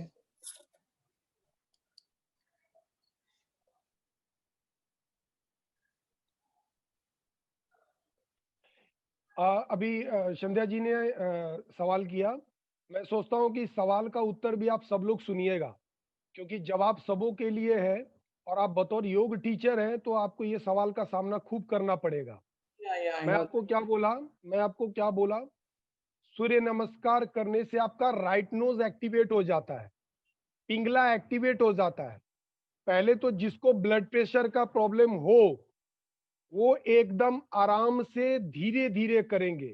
अगर थकान होती है, अगर आप थक जाते हो तो आप वहीं पे ठहर जाओगे। क्लियर? एज 40 हो, 42 हो, 45 हो, नथिंग, ये कोई मायने नहीं रखता है। आपको जिसमें सहजता होनी चाहिए, यानी महर्षि पतंजलि के अनुसार आपको जिसमें सहजता हो, इजीली हो, और आपको जरा भी लग रहा है कि खिंचाव आ रहा है, जरा भी लग रहा है कि मैं इसको थोड़ा प्रेशर से खींच रहा हूं, तो आप उसको नहीं करेंगे। आप 42 हो, 43, अगर रुक रुक के आराम से करते हैं, धीरे धीरे अगर करते हैं, इजीली करते हैं, तो आप इसको 15 मिनट से 30 मिनट तक कर सकते हैं। लेकिन बिल्कुल ठहर के प्राणायाम आसन में जाइए तो रुके रहिए। हस्त उत्तानासन में जाइए तो करीब 30 सेकंड से 1 मिनट फिर आ जाइए। लेकिन जब पर्वतासन में जाइए तो ठहरिए, क्योंकि पर्वतासन से आपके डाइजेस्टिव सिस्टम का प्रॉब्लम खत्म होता है। और पर्वतासन से सबसे बड़ी बात क्या होती है, पित्त नहीं बनता है, बॉडी में एसिड नहीं बनेगा, गड़बड़, कैंसर होने की संभावना नहीं होती है पर्वतासन से। पर्वतासन को करने से क्या होता है कि जो लिम्फिन होते हैं उनका शरीर अच्छा हो जाता है। पर्वतासन को करने से क्या होता है, किसी को भी मन स्थिर होता है। पर्वतासन को करने से क्या होगा, उस व्यक्ति में सबसे बड़ी बात क्या आएगा कि कभी भी वायलेंस नहीं करेगा, हिंसा वाला कोई काम नहीं करेगा, किसी से झगड़ा और ये नहीं करता। तो ये हमारा निर्भर करता है कि हम इसको स्पीड क्या रखते हैं, सूर्य नमस्कार की स्पीड और टाइमिंग क्या रखते हैं। अगर आपका स्पीड और टाइमिंग बहुत स्लो है तो आप इसको 15 से 30 मिनट तक करिएगा। नेक्स्ट। सर इसके कितने राउंड्स करने चाहिए हमें? जैसे कि एक पूरा करते हैं हम, 12 आसन हो जाते हैं, तो ऐसे कितने राउंड्स करने चाहिए हमें एक बार में?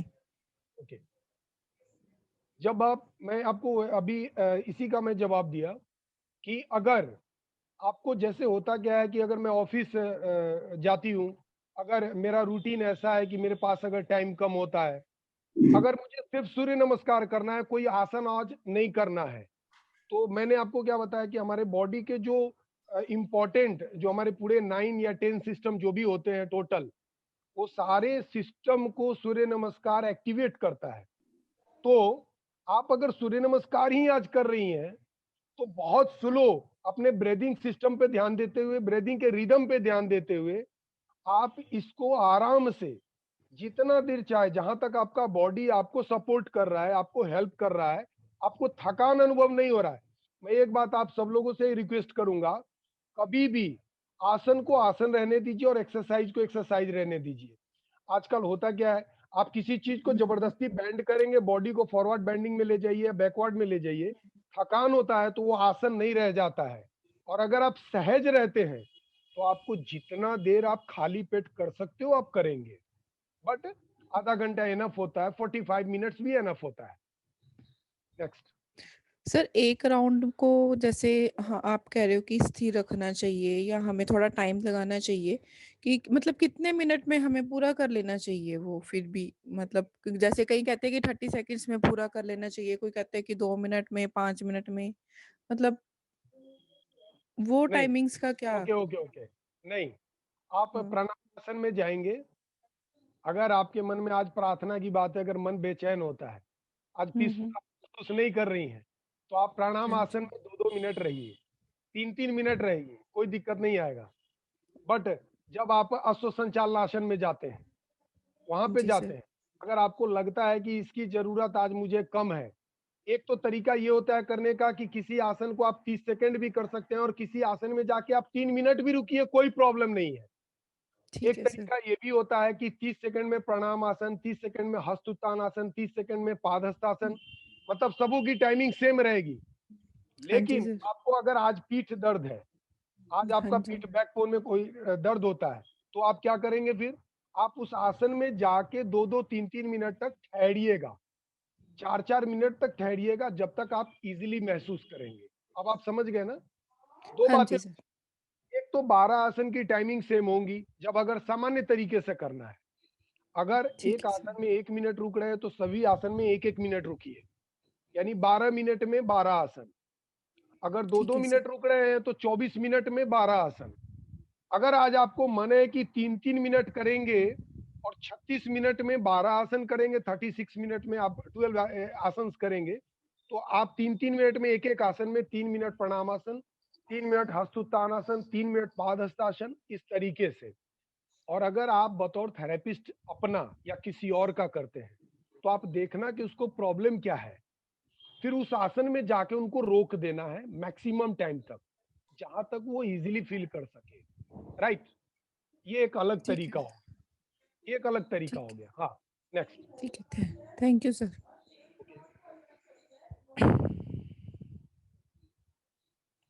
बोलिए।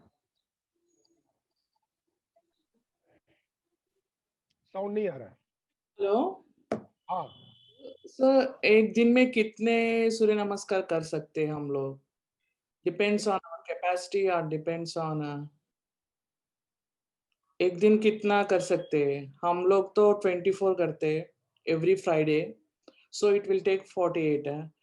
सो ऐसा करने से कोई घुटनों में दर्द होता है फ्यूचर में? वही पूछ रहे हैं। ओके। हुँ, जिनको जॉइंट पेन है, हाँ, जिनको घुटने में दर्द है, तो मैं आपसे रिक्वेस्ट करूंगा कि अभी आप सूर्य नमस्कार रोक देंगी, आप साइकिलिंग करेंगी,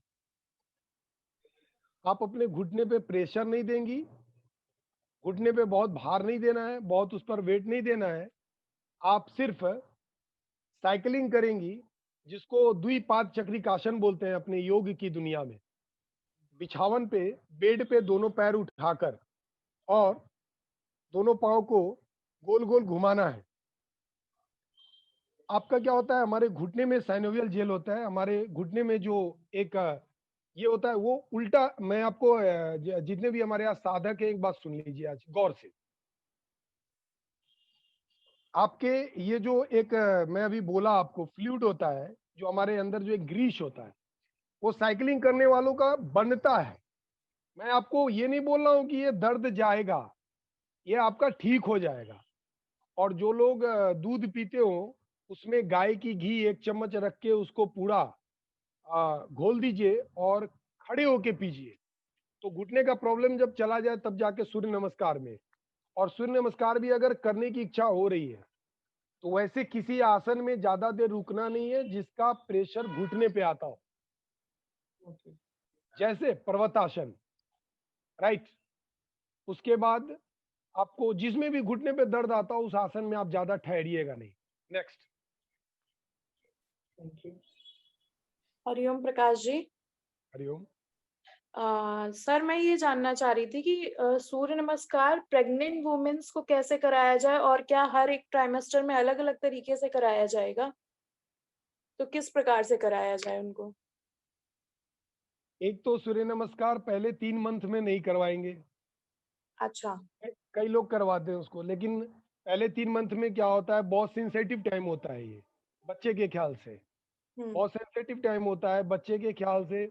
उस टाइम में हो सकता है कि बच्चा ड्रॉप भी हो जाए, गिर भी जाए। तो क्या पहले क्या होता है कि पहले आप सीधा आप ऐसे समझेंगी कि सूर्य नमस्कार में पहले 3 मंथ में उनको करवा। और अगर दिमाग में ये भी आता है कि क्या बिल्कुल नहीं करवा सकते, आप करवा सकते हैं। मैं बार बार एक बात बोल रहा हूँ, आप ऐसा दिमाग में लेकर चलिए कि सूर्य नमस्कार पूरा पैकेज नहीं है, एक एक आसन का अपना एक पूरा साइंस है। तो जैसे ही आप सूर्य नमस्कार करवाएंगे, उनको प्रणाम आसन करवाइए, हस्त उत्तानासन भी करवाइए, पर पाद हस्तासन नहीं करवाइए। क्लियर? पर्वतासन करवा सकते हैं थोड़ी देर। अष्टांग नमस्कार मत करवाइए, क्योंकि मणिपुर चक्र पे प्रभाव आता है, हमारे नाभि पे प्रभाव आता है, हमारे डाइजेस्टिव सिस्टम पे सबसे ज्यादा प्रेशर आता है। इसलिए मैं बोला, इसलिए आप पहले 3 महीने में बचना है। 3 महीने के बाद जब बच्चा अंदर जो होता है वो बिल्कुल सेट हो जाता है, जिस टाइम में हमारा बच्चा ड्रॉप होने की संभावना वैसी कुछ नहीं होती है, बहुत कम होता है। तो आप आराम आराम से प्रत्येक आसन में उनको ठहराते हुए, रोकते हुए आप सूर्य नमस्कार करवा सकती हैं। जहां भी प्रेग्नेंट वुमेन को अगर किसी प्रकार का प्रॉब्लम हो, अगर बोलती है कि यहाँ पे मुझे दिक्कत हो रहा है, तो वहां से बहुत तेजी में निकल जाना है। बिना टीचर के नहीं होना चाहिए, बिना किसी, वहां पे कोई अगर थेरेपिस्ट नहीं बैठा हुआ है तो उसके बिना कभी भी कोई प्रेग्नेंट वुमेन इसको नहीं करेंगी। क्लियर? और जिसमें सहजता महसूस होगा वो आसन वो खूब करेंगी। ठीक है ना? बाकी पूरा पैकेज उनको नहीं करना है, 1 से 3 मंथ में बचना भी है। Next. And Prakash ji, after 6 months means third trimester में भी मॉडिफिकेशंस के साथ करना है? आप देखिए, हमेशा एक चीज याद रखिए, कहीं भी कंफ्यूजन होता हो, इसको बहुत धीरे धीरे करवाइए। एक एक आसन में 2-2 मिनट रुकना है, तो ये जी। सूर्य नमस्कार कम और आसन का रूप पकड़ लेगा। इसका स्वरूप कैसा हो जाएगा? आसन की तरह। एक एक आसन में ठहरना है, मैं बार बार इसलिए वर्ड बोल रहा हूँ, ठहरना है। दूसरा क्या होता है, मैं आपको क्या बोला, सूर्य नमस्कार में पिंगला एक्टिवेट हो जाता है। तो पिंगला एक्टिवेट जैसे ही होगा तो ब्लड प्रेशर का प्रॉब्लम बढ़ने की संभावना होती है। और प्रेग्नेंट वुमेन को क्या होता है, ब्लड प्रेशर ऑलरेडी बढ़ने का डर होता है। क्लियर? तो एकदम बिल्कुल जितना धीमे धीमे गति में आराम से उनको प्रेम से आप करवा सकते हैं, उनको करवाना है। क्लियर है? दूसरी बात क्या होती है, कुछ आसन, जैसे क्या होता है कि माताओं में, महिलाओं में आपको डिप्रेशन का डर होता है। कब? 4 या 5-6 महीने के बाद थोड़ा सा ना मन जो डिप्रेस्ड भी रहेगा, डिप्रेशन का डर होता है। उस टाइम में क्या करेंगे आप, उस टाइम में जैसे थोड़ा सा अश्वसंचालनासन, इसमें ठहरेंगे। प्राणायाम आसन, इसमें ठहरेंगे। क्लियर? थोड़ा सा भुजंगासन, ठहरेंगे। नर्वस सिस्टम से संबंधित, तो क्या होगा, डिप्रेशन का प्रॉब्लम नहीं होगा। और पानी खूब पिएंगी तो स्किन का प्रॉब्लम नहीं होगा। नेक्स्ट। आफ्टर प्रेगनेंसी कितने दिन बाद कर सकते हैं? अगर ऑपरेशन हुआ हो तो 6 महीने तक नहीं करना है, 9 महीने नॉर्मल? नहीं करना है। नॉर्मल हुआ तो आप फिर 3 महीने के बाद कर सकते ओके, थैंक यू। हैं। नेक्स्ट।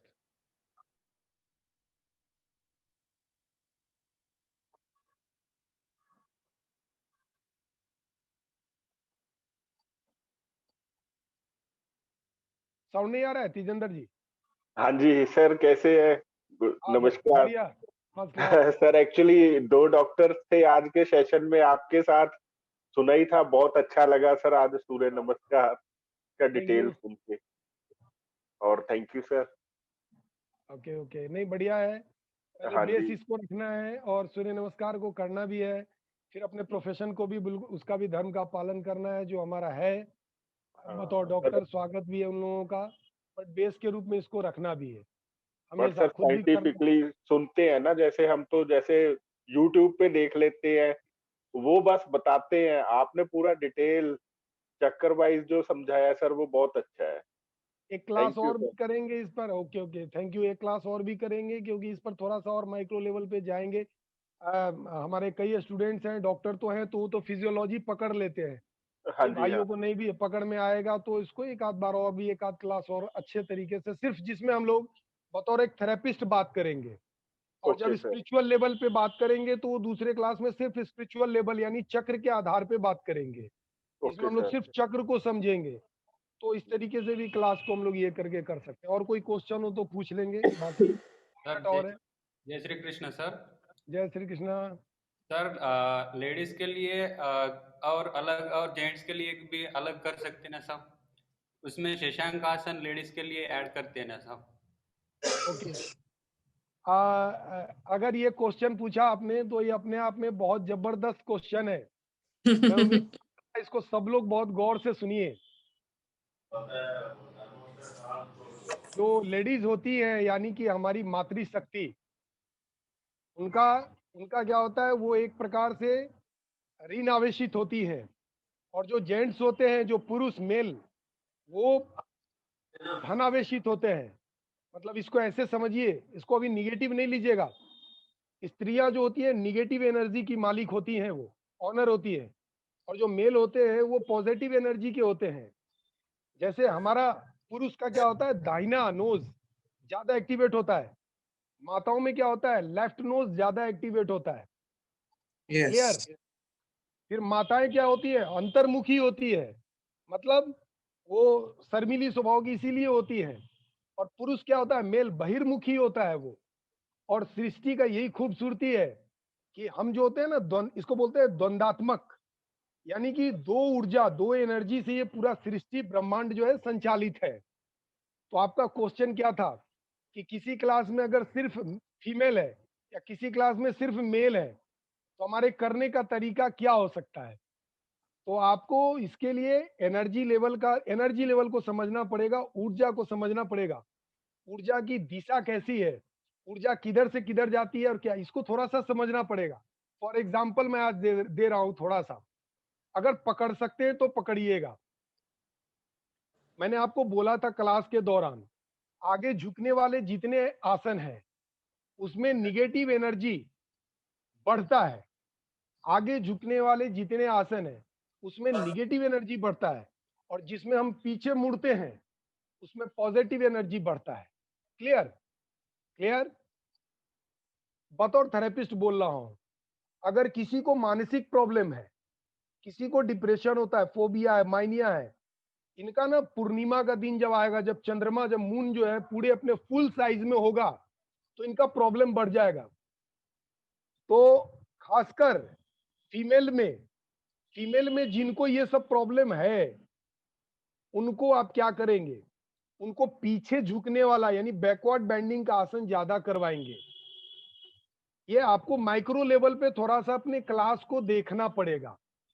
अब लेडीज का अगर क्लास है तो आपको ध्यान रखना है कि पीछे झुकने वाले जो जो आसन करवाएंगे उनमें धनात्मक एनर्जी यानी पॉजिटिव एनर्जी बढ़ेगा, तो उनमें एक अच्छा सृजन होगा, अच्छा जन्म, क्योंकि वो निगेटिव एनर्जी की ऑलरेडी ऑनर है। आप जब उनको पॉजिटिव एनर्जी वाला आसन सूर्य नमस्कार में पीछे बैकवर्ड बेंडिंग का करवाएंगे तो उनमें पॉजिटिव एनर्जी बढ़ता है। ऐसे भी मैं एक बात बोला आपको, सूर्य नमस्कार से एक्टिवेट कौन होता है, पिंगला। तो माताओं को धीरे धीरे आराम से भी करवाइएगा, तो वो चूंकि ऑलरेडी निगेटिव एनर्जी की मालिक होती है, ऑनर होती है, तो सूर्य नमस्कार करवाने पे वो बैलेंस होती है। और जो पुरुष होते हैं यानी कि मेल, उनको जब भी करवाइएगा आप अपने क्लास में गति में मत करवाइएगा, क्योंकि फिर सारे पुरुष बहुत बदमाश हो जाएंगे। वो फिर क्या होगा, सारा का सारा ना उदंड टाइप का हो जाएगा। अगर ज्यादा तेज करवाए, जो पुरुष अंतर्मुखी स्वभाव के हैं, जो ध्यानस्थ रहते हैं, शांत रहते हैं, अंतर्मुखी स्वभाव के हैं, वो तो बैलेंस हो जाएंगे। लेकिन जो बहिर्मुखी स्वभाव का है, आप देखिएगा दिन भर आपके क्लास हॉल में चक्कर काट रहा है, अगर उसको सूर्य नमस्कार करवाएंगे तो आपको नुकसान पहुंचा सकता है। तो पुरुष स्त्री दोनों को पहले तो सामान्य गति में करवाइए, धीरे धीरे करवाइए, सांसों का लय ताल ठीक रखवाइए, ज्यादा स्पीड में नहीं करवाना है दोनों को। हाँ, जो निगेटिव मोड का आदमी है, जो दुबला पतला है, शरीर पतला दुबला है, आलसी है, अकर्मण्य है, एनर्जी नहीं है अंदर, ठीक है, ऐसे सब लोगों को तेज करवाइए सूर्य नमस्कार। देख लीजिए इसमें कौन कौन है, पुरुष महिला दोनों समझ में आ जाएंगे। ये इस पर मैं एक अलग रखूंगा, जिस वक्त मैं आपको सिर्फ एनर्जी के विषय में बताऊंगा, ऊर्जा हमारे बॉडी में किधर से किधर जाता है। जैसे मैं बताया नाड़ी ऊर्जा का प्रवाह, एनर्जी का किधर से किधर निकलता है। तो जब इसको आप समझेंगे तो आपको इसका उत्तर भी मिल जाएगा। ये अपने आप में बहुत बड़ा विज्ञान होता है। Next 233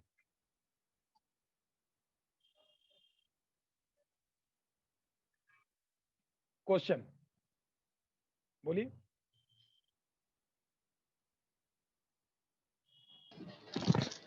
Hariom sir. Hariom. 7 to 8 year का बच्चा और बहुत स्किनी हो, बहुत पतला हो, तो और फिर बच्चे में क्या है कि कंसंट्रेशन होता नहीं है, एक जगह खड़े होके 12 आसन कंटिन्यू करेंगे नहीं, बिल्कुल नहीं हिला होगा, डुला, वो मतलब पतला मन भी दुबला अशांत है। है जी। ओके, हाँ बिल्कुल। और मन से सबसे बहुत पहले अशांत, आपका वो जो अशांत हाँ जी। बिल्कुल बिल्कुल मैं समझ रहा हूँ। अब मैं बोल रहा हूँ। अब हाँ, वो बच्चा का क्या है कि राइट नोज बहुत चल रहा है एक, और मणिपुर ओवर एक्टिवेट हो चुका है, मणिपुर चक्र नाभि के पास राइट नोज बहुत चल रहा है, शरीर में पित्त एसिड बहुत बनता है उस बच्चे का। क्लियर? वो बच्चा शांत नहीं रहेगा और वो बच्चा बिल्कुल ये करता रहेगा, मानसिक और शारीरिक दोनों रूप से। ठीक है? तो मैं उम्मीद करता हूं कि आप चंद्र नमस्कार या तो गूगल पे जाके सर्च करेंगे या उसका बुक भी आता है। वो बच्चा जो है सूर्य की शक्ति का मालिक है, सूर्य से ज्यादा एक्टिवेट चल रहा है, डायनानोज उसका ज्यादा चलता है। एक तो सूर्य नमस्कार बहुत धीमे गति में उसको करवाइए और आगे झुकने का जितना आसन है उसमें उसको थोड़ा सा रोकिए। आगे झुकने वाला जैसे पर्वतासन, अष्टांग नमस्कार, पादहस्तासन, आगे झुकने के आसन में ज्यादा देर उसको रोकिए, इससे वो बैलेंस हो जाएगा। गाय की घी खिलाइए उसको। 2, और प्राणायाम में बच्चा नहीं अगर बैठना चाहे, प्राणायाम एनी टाइम कभी भी उसको खेल खेल में करना सिखाइए। जब मौका मिलता है प्राणायाम में अनुलोम विलोम, सिर्फ अनुलोम विलोम। मैं बहुत कम पैकेज लिख रहा हूं। सूर्य नमस्कार एकदम स्लो, धीरे धीरे, और उस बच्चे को पर्वतासन में जाके रोकिए।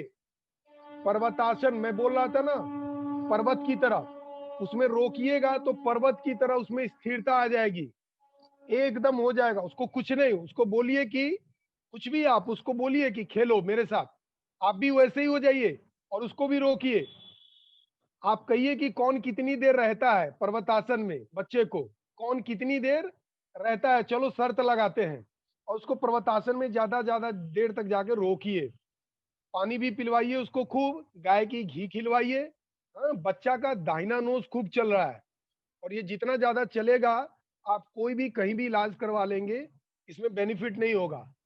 दोनों नोज चलना चाहिए, राइट? सोने का स्टाइल भी उस बच्चे का गौर कर लीजिए। ज्यादातर एक ही करवट सोता है तो गड़बड़ है। ठीक है? ज्यादातर जो है उसको दाहिने करवट भी, खाने के बाद नहीं, कभी और किसी टाइम में, जब खाने के 2 घंटे बाद उसको कोशिश कीजिए कि दाहिने करवट सुलवाइए राइट साइड से, ताकि लेफ्ट नोज ज्यादा चले। अनुलोम विलोम खूब करवाइए। Thank you sir. सूर्य नमस्कार करने के टाइम पे इस आंख को खोल के ओपन करके करे तो अलग नहीं, रिजल्ट है। आंख नहीं, कभी आंख किसी आसन में ज्यादातर अगर कुछ प्रॉब्लम नहीं है तो मत खोलिए, क्योंकि सबसे ज्यादा एनर्जी हमारी आंखों से बाहर की ओर जाती है। सबसे ज्यादा एनर्जी हमारी आंखों से निकलता है। तो एनर्जी को ब्लॉक कीजिए, एनर्जी को अपने अंदर रोकिए, ताकि आप उसका अच्छा यूज कर सके। इसलिए कभी किसी चीज में जल्दी आंखों को खोल के नहीं करना चाहिए। अब काफी टाइम हुआ, मैं एक बार प्रत्यय अमृत जी से अपना निवेदन करता हूं कि परिचय के रूप में भी लास्ट में और शांति पाठ के रूप में भी क्लास को लेंगे। थोड़ा जो भी फीडबैक होगा वो भी, चूंकि आप लोग टच में हैं। बहुत बहुत धन्यवाद, प्रणाम। नेक्स्ट क्लास में भी मिलेंगे हम लोग। बहुत बहुत धन्यवाद प्रकाश भैया।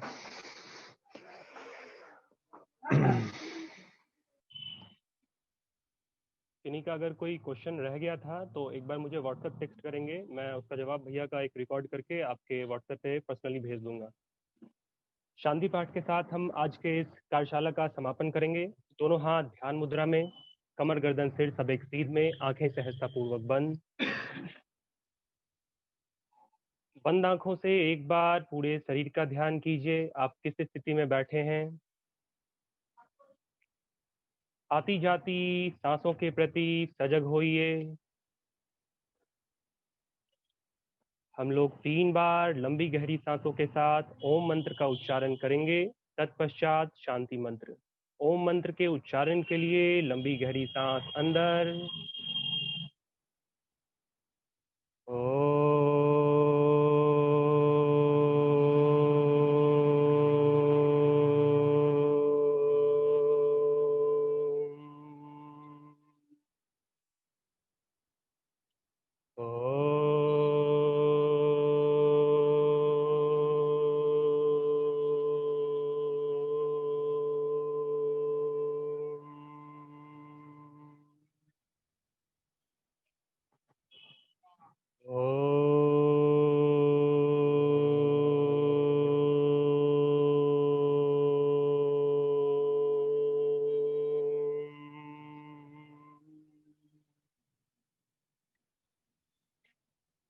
सर्वे भवन्तु सुखिनः सर्वे सन्तु निरामया सर्वे भद्राणि पश्यन्तु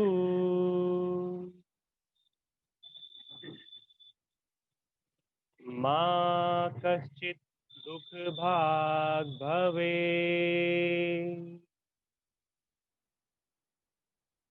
ॐ शान्तिः शान्तिः शान्तिः।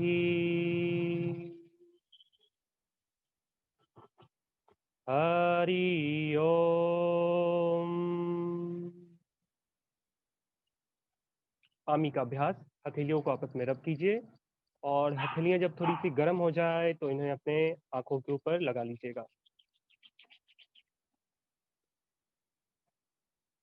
चेहरे पे घुमाते हुए, गले पे घुमाते हुए धीरे से हाथों को नीचे कीजिए। हरि ओम तत्सत। आप सभी का बहुत बहुत धन्यवाद।